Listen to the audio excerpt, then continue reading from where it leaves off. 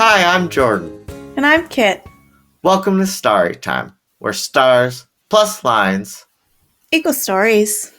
In this week's episode, we'll be getting silly and exploring the pop culture of our constellation of the month, Perseus. In this episode, we share our favorite and least favorite occurrences of this month's constellation in pop culture, and then we take over the brand to wish upon a star for what we wish existed. Perfect. Kit, that's the premise. Let's get started with our favorite. Yeah, so there was actually a fair amount to choose from for Perseus, popular. But honestly, just like you with Lyra, as soon as I saw Perseus, I was like, I know what I'm going to pick. It's going to be the one, the only, Percy Jackson of the Percy Jackson and the Olympians book series by Rick Riordan. The first book, titled The Lightning Thief, from 2005.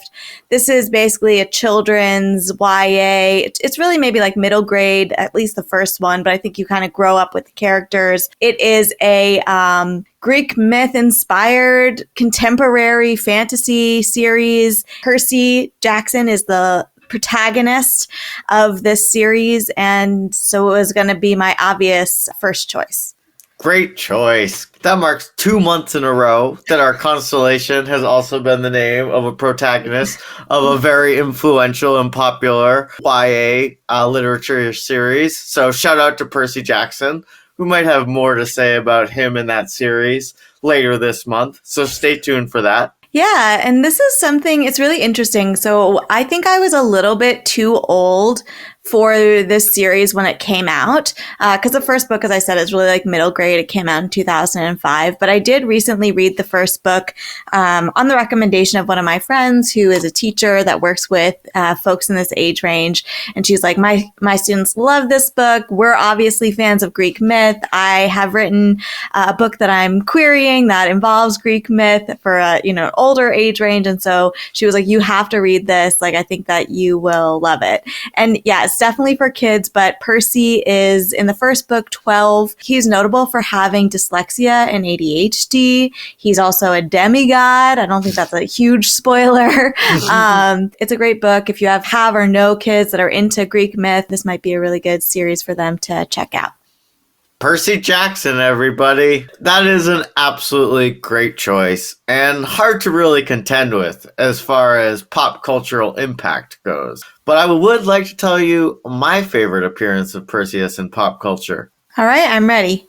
Kit, my favorite is something called the Jula Ben Johns Perseus 16mm pickleball paddle. Wow, I didn't even see this. Some of the reviews for this pickleball paddle are quite incredible. It has an overall rating of 4.81, 95% on Amazon. Quote, I'm definitely loving this paddle. I've been using a different paddle for the last 4 months, and I fell in love with the Jula Ben Johns Perseus paddle. Wow. After I received the paddle, I went to play with a group. I fell in love with this paddle even more. But there are a few things that I liked about it. The first is the copy has a lot of constellation artwork. Oh, yeah. I'm seeing it here. I just posted it and sent you a picture for our socials.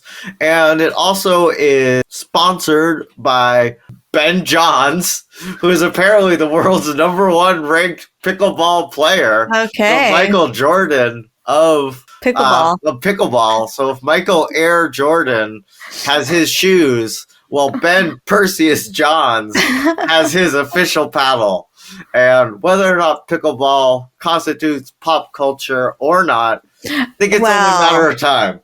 I think it definitely does. It's a real phenomenon.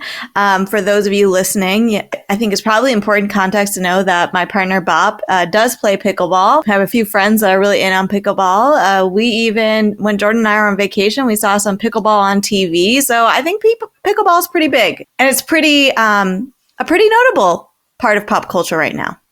To all my pickleball heads out there, I can't recommend Perseus 4.8, 95%. Any higher. Did you have any runners up or anything that went into favorites before we move on to least favorites? Not really. Like I said, I had to dig hard for this one just as a favorite. I don't have any real runners up for favorite, but I do have some like not favorite nor least favorite, just sort of like other stuff I thought was interesting. So let's move on to our least favorites and then we can tack on any other important, notable Perseus pop culture appearances before we get to Wish For. Sound good? That sounds perfect. Do you want to start us off with your least favorite? For my least favorite, I am going with the portrayals of Perseus by Harry Hamlin in the 1981 film Clash of the Titans, as well as the portrayal of Perseus in the 2010 and 2012 films, being Clash of the Titans, the second being a sequel called Wrath of the Titans, where Perseus is played by Sam Worthington. So these are two attempts at Perseus in popular depiction, probably some of the more famous Greek mythology movies. I personally like the original better, just for its special effects, which were much more practical and claymation. I literally have the same thing written. I neither put this in my favorite nor least favorite, but I also, looking at the practical effects from the 1981 Clash of the Titans, the Medusa looks wild, much more in the monster category. And wow, there's a lot going on there with the practical effects. And the film ends with them being put up in the constellations. Perseus, Andromeda, Pegasus, and Cassiopeia. It also was worked on by Ray Harryhausen, who's a stop-motion animation famous for King Kong and all those early monster movies. So I love that one. I think Harry Hamlin's an okay actor. They don't give him really a lot to work with. It's very classic. But I think he has more range as an actor, which you get to see later in his career, both in LA Law and Mad Men, and he's in all sorts of other things. My least favorite is by Sam Worthington in the most recent Clash of the Titans reboot. And again, I don't think he did anything particularly much worse than Harry Hamlin did. However, Sam Worthington always and forever be known to me as the one and only Jake Sully from Avatar. Oh, the masterpiece. The masterful acting work he displayed in Avatar as Jake Sully has been impossible to look past. So even when I tried to see him as Perseus, yes, it is consuming. All I can think of is Jake Sully and his adventures on Pandora. That movie came out in 2009, and then his Clash of the Titans reboot was the next film that he was in and starring in 2010. But for me personally, I've never been able to separate the two. So seeing Jake Sully trapped in ancient Greece, it's going to be my least favorite portrayal of Perseus. That's going to be Do you remember who played Zeus in the most recent remake of Clash of the Titans? Yes, they've gotten two great Zeuses. The first one was Laurence Olivier, and then, of course, the next Zeus is Qui-Gon himself, Liam Neeson. Wow. I also did look up the Clash of the Titans Rotten Tomato scores. Would you like to take a guess on the 2010 Rotten Tomatoes critic score? Kit, unfortunately, I also looked them up. Okay. Maybe our audience could guess as well. Yeah. And these are both below 30% ranking. I saw 27 and 26%. 27% of Rotten Tomatoes. The 1981 film faring better, around 64%. And I think the audience definitely appreciates that old nostalgia of the 1981 film for sure. Yeah, I wouldn't say it's actually a much better written film, but definitely has nostalgia going for it. But how about you, Kit? Where'd you go for your least favorite appearance of Perseus in pop culture? So this is another example, which I feel like I often come up with, which is like, Either I like or feel neutral about the thing, but I hate the name. Mm-hmm. So I want to tell you the mission statement for the thing first, which I think is very good, and then I'll tell you the name. So the mission statement for this thing I've chosen is to make a full record of humanity as intellectually accessible as possible to every human being, regardless of linguistic or cultural background. Okay. Sounds like a good mission statement. Right, absolutely. Now, this is called the Perseus Digital Library. No. Just like, why? Why not the Muses Digital Library or Hermes or Apollo? Like, this makes no sense to me. It makes me mad because I'm like, this is obviously a cool project. This is I believe, an academic project that sort of started out by digitizing ancient Greek works and translations of those things. It's open source. And I think it's sort of expanded beyond sort of Greco-Roman texts to other things. But I'm like, this is very cool. This is a cool idea. I like the premise, but why this name? Why? It's a total misnomer. When I think Perseus, I do not think of books. A highly refined academic career. So I think that's a pretty good choice. Again, fine mission statement, but if you're going to be creating a library of all man's knowledge, maybe show off like a tiny morsel of that knowledge in the naming of the project, perhaps. Maybe, if you want. Maybe. I also had a couple of other things that popped up. Apparently, there's a Perseus store in Grand Theft Auto. I haven't seen Grand Theft Auto since, probably when the Percy Jackson books were coming out. I don't know when the first one came out, but seems like in the 2000s.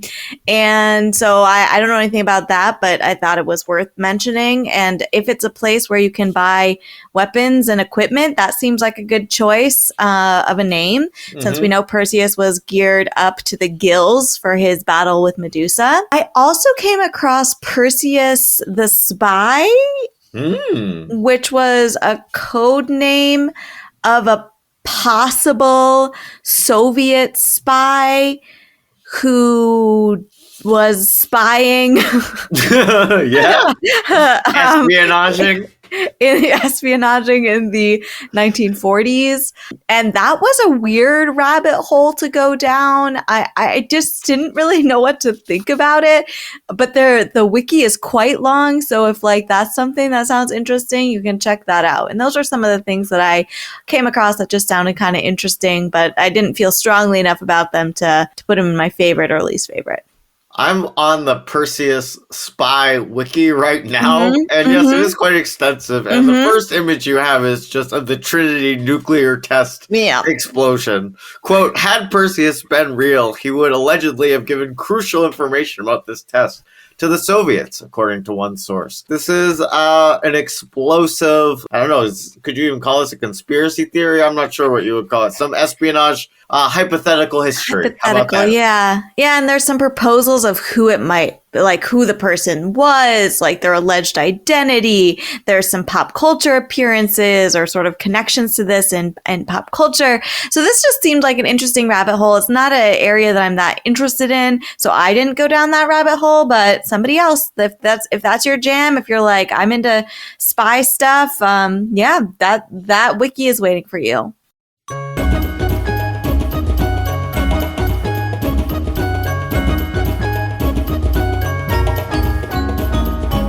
So now we've brought up our favorite, our least favorite, our most meh, and perhaps interesting to other people examples of Perseus in pop culture. Now let's wish upon a star for what pop culture Perseus we wish existed. That sounds great.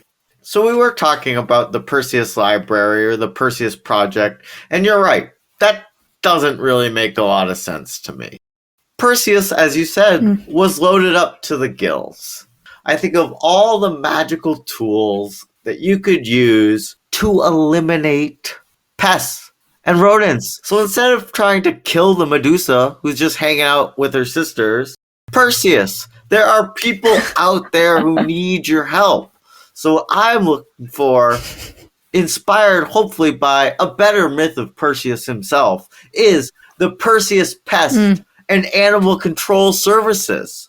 Our logo is a Greek demigod with a fistful of snakes. Hey, did you just buy a new property and you need to de-snake it? Are you having a real bug or rat problem? Perseus has all the tools to eliminate these vicious pests. What do you think of that one? I like that. I actually sort of had a similar process of trying to think about okay, Perseus is kind of a word that's hard to work with, I think, in some ways. And so, I sort of did the process of okay, in myth, he's this rescuer, he's a monster slayer. So what would we trust him to create or do for us? And so pest control, I think, is a great option. I decided to go with the Perseus Protocol app. Ooh. Yeah, which is an app designed to get you out of bad situations, whatever that looks like. And I'm kind of inspired by, I was at a bar recently and in the bathrooms, they had up little signs that were is somebody bothering you? Here's several ways we can support you. Just let our bartender know somebody is not taking no for an answer. Let us know if you'd like somebody to walk you to your car. Let us know if you'd like us to help you get to your car ride share. And so I was sort of inspired by this idea of wouldn't it be great if you had this app that could help you get out of sort of tricky or bad situations? Maybe it's some kind of bodyguard on demand service. Maybe it's just somebody to come walk you to your car. Or maybe it's somebody just to come over and pretend that they're meeting up with you so that you don't have to talk to somebody who's talking to you. Just something like this. I didn't flesh it all the way out, but just this idea of you need to get out of a pickle and this is the app that you use. And it has sort of an array of services. And that's what I came up with. Perseus Hero on Demand. Basically, hero share program. Yeah, hero share. We both had the same idea. Perseus, save us. Save us when we ask you to. Kit, that was a great choice. And I hope it's only a matter of time before one of our wishes comes true.